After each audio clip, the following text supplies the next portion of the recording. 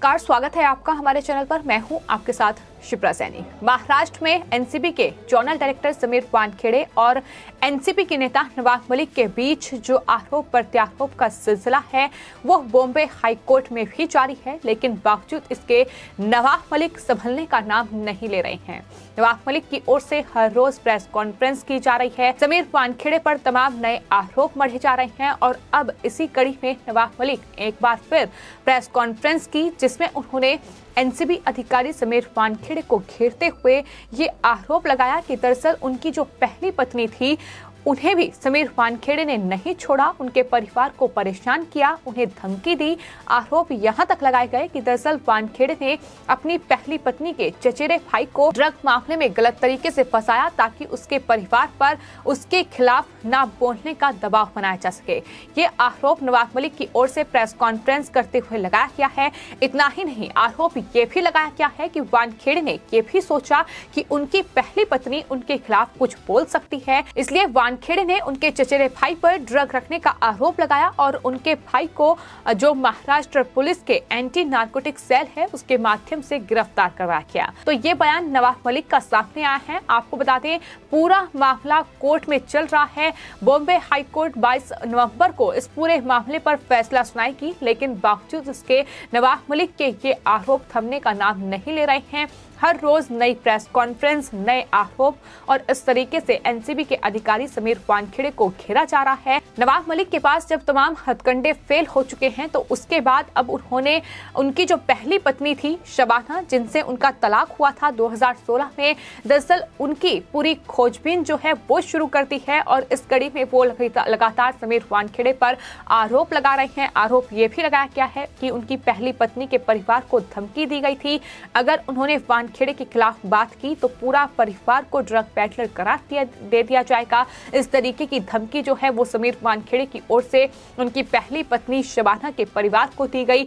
ये तमाम आरोप हैं जो नवाब मलिक लगा रहे हैं, लेकिन ये आरोप कितने झूठे हैं, कितने बेबुनियाद हैं, ये लगातार खुलासे हो रहे हैं। फिर चाहे वो समीर वानखेड़े पर लगाया गया झूठा आरोप जाति का हो, धर्म का हो, उसको लेकर भी नवाब मलिक लगातार बेनकाब हो रहे हैं, क्योंकि समीर वानखेड़े की ओर से, उनके परिवार की ओर से वो तमाम जो असली दस्तावेज हैं, जो असली सर्टिफिकेट हैं, वो सामने रखे जा रहे हैं ताकि पूरी कानूनी लड़ाई में नवाब मलिक को झूठा साबित किया जा सके कि किस तरीके से नवाब मलिक लगातार मनगढ़ंत आरोप मढ़ रहे हैं।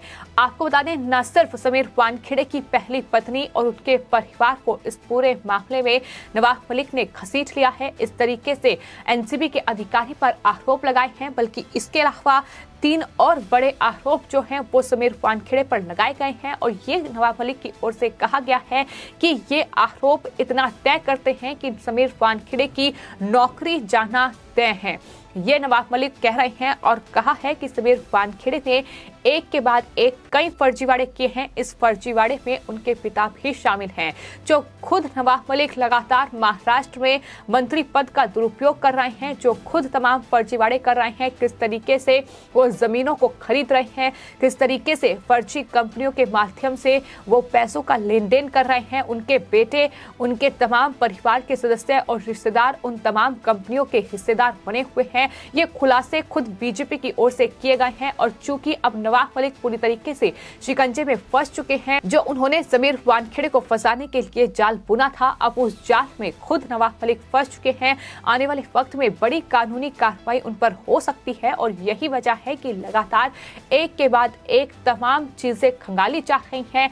तमाम आरोप जो हैं वो एनसीबी अधिकारी समीर वानखेड़े पर लगाए जा रहे हैं। और आपको बता दें, नवाब मलिक ने एक और बड़ा आरोप लगाया है। नवाब मलिक ने कहा है कि दरअसल नवी मुंबई में सदगुरु रेस्टोरेंट एंड बार के नाम से एक होटल चल रहा है, जो कि समीर वानखेड़े का होटल है। उनके पिता भी इस फर्जीवाड़े के हिस्सेदार हैं। नवाब मलिक ने कहा है कि दरअसल इस होटल का जो लाइसेंस है वो समीर वानखेड़े के पिता ज्ञानदेव वानखेड़े ने समीर वानखेड़े के नाम पर ही जारी करवाया था। और जब महज समीर वानखेड़े की उम्र जो है वो 17 साल 10 महीने और 19 दिन थी, उस वक्त समीर वानखेड़े नाबालिग थे और वो इस बार के रेस्टोरेंट के मालिक हैं, ये नवाब मलिक आरोप लगा रहे हैं। उनके पिता ने इस बात की परवाह न करते हुए एक नाबालिग लड़के के नाम पर यह शराब खाना शुरू करवाया। ये कानूनन अपराध है, ये नवाब मलिक की ओर से कहा गया है। तो लगातार नवाब मलिक एक के बाद एक प्रेस कॉन्फ्रेंस कर रहे हैं, एक के बाद एक ट्वीट कर रहे हैं और इस तरीके से एनसीबी अधिकारी समीर वानखेड़े पर ये तमाम मनगढ़ंत आरोप जो हैं उनके द्वारा मढ़े जा रहे हैं। इतना ही नहीं, 3 अहम फर्जीवाड़े समीर वानखेड़े ने किए हैं, ये भी नवाब मलिक की ओर से कहा गया है। उन्होंने कहा है कि पहला आर्यन खान ड्रग मामले में 25 करोड़ की फिरौती का मामला, जो कि पूरी तरीके से आपको बता दें झूठा साबित हुआ और ये सामने आया कि आखिर जो फिरौती का मामला है उसकी स्क्रिप्ट किसने रची थी। हालांकि इस पूरे मामले में जो एनसीबी की विजिलेंस टीम है वो छानबीन कर रही है, लेकिन नवाब मलिक अभी भी मानने के लिए तैयार नहीं है, क्योंकि खुद नवाब मलिक इस पूरे मामले में फंस सकते हैं, जिस पर भाकर सेल किरण गोसावी का इस्तेमाल करते हुए महाराष्ट्र सरकार की नाक के नीचे ये फिरौती का पूरा खेल चल रहा था।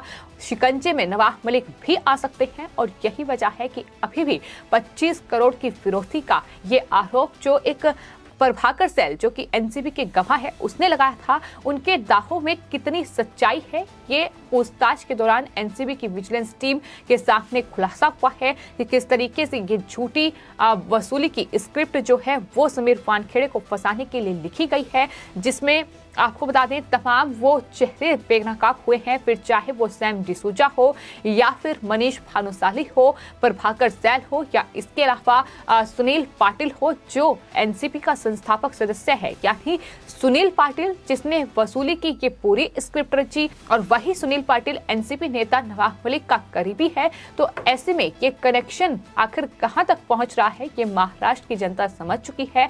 महाराष्ट्र की जनता बेवकूफ नहीं है जिसे नवाब मलिक बेवकूफ समझ रहे हैं, तो ये नवाब मलिक को जरूर याद रखना चाहिए। इस दौरान नवाब मलिक ने कहा कि दूसरा बड़ा फर्जीवाड़ा ये किया गया है कि उन्होंने फर्जी सर्टिफिकेट के जरिए सरकारी अधिकारी की नौकरी हासिल की है।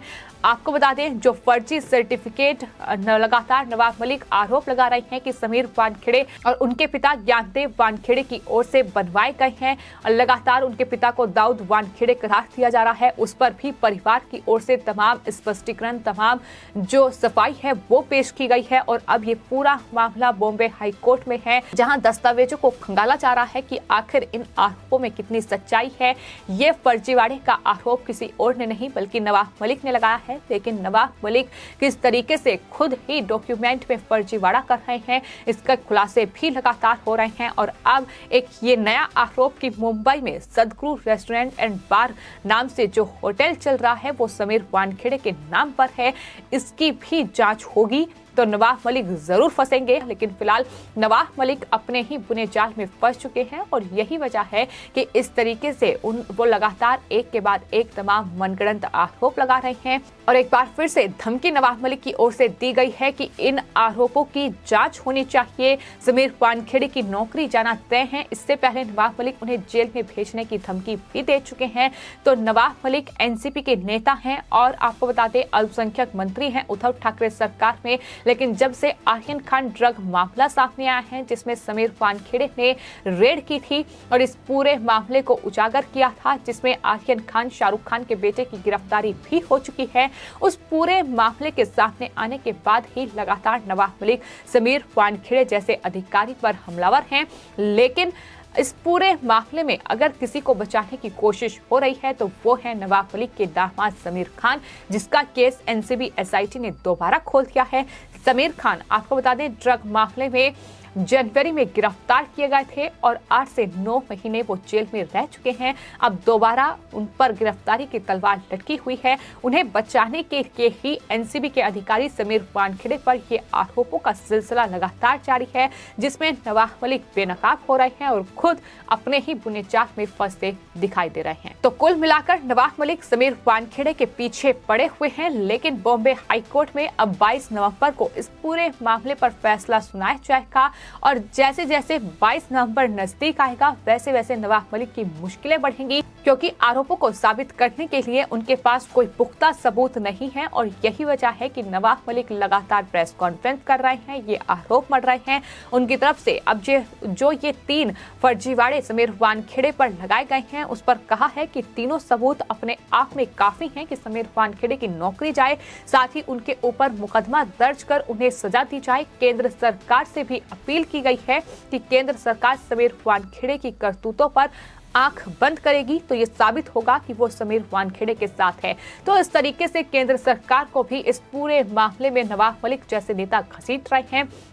नवाब मलिक की हकीकत क्या है, ये महाराष्ट्र के पूर्व मुख्यमंत्री देवेंद्र फडणवीस से लेकर बीजेपी नेता मोहित कांबोज हो या बीजेपी नेता राम कदम हो, किरीट सोमैया हो, वो लगातार सच्चाई सामने रख रहे हैं कि नवाब मलिक वो नेता हैं जो अपने अंदर नहीं झांक रहे हैं कि आखिर उन्होंने किस तरीके से महाराष्ट्र में ये अवैध संपत्ति हासिल की है। दाऊद के गुर्गों के साथ उनके सीधे कनेक्शन है, किस तरीके से नवाब मलिक अल्पसंख्यकों के साथ वहां नाइंसाफी कर रहे हैं।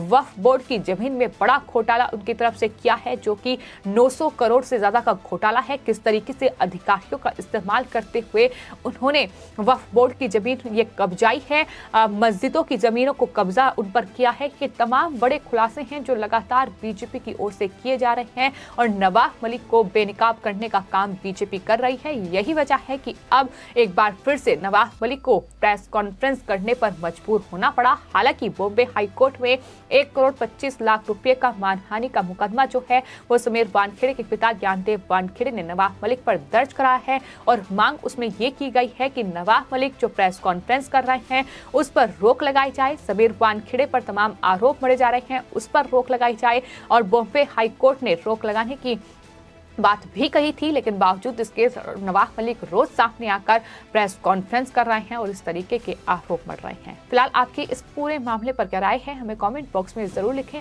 और चैनल को सब्सक्राइब करें। धन्यवाद।